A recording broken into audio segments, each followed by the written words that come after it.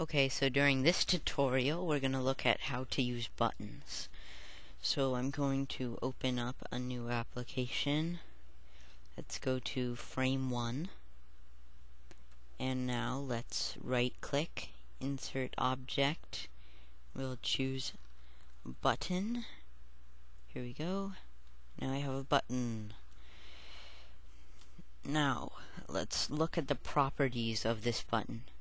First of all, there's 4 different types of buttons that you can choose from.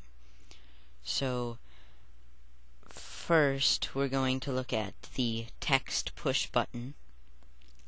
Now, this second option here, text, this is referring to what it says on the button.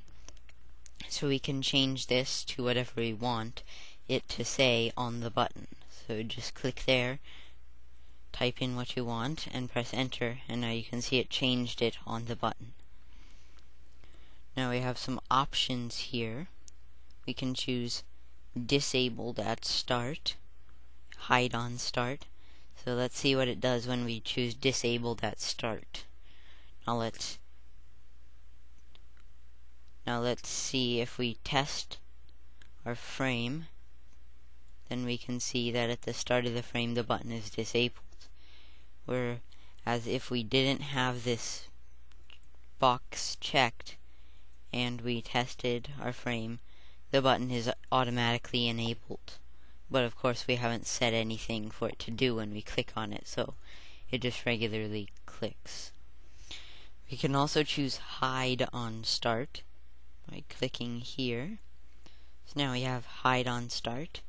So if we test our frame, you can see that the thing is hidden. The button is hidden on the start of the frame.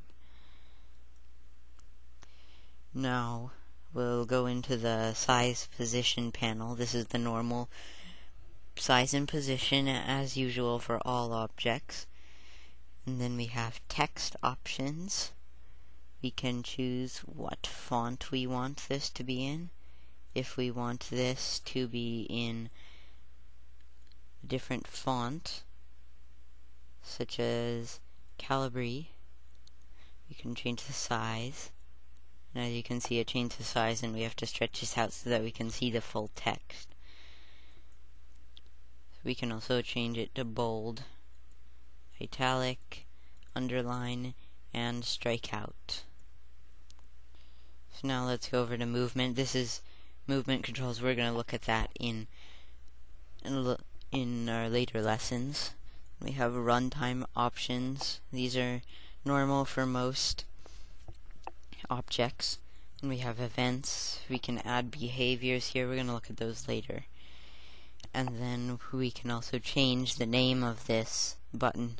Changing the name of this button isn't going to change what it says on the button, but it will change what the button is called. See right here, it's called button.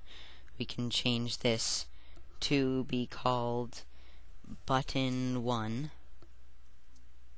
Now this says button 1, as you can see. In our next lesson, we're going to look at the next kind of button.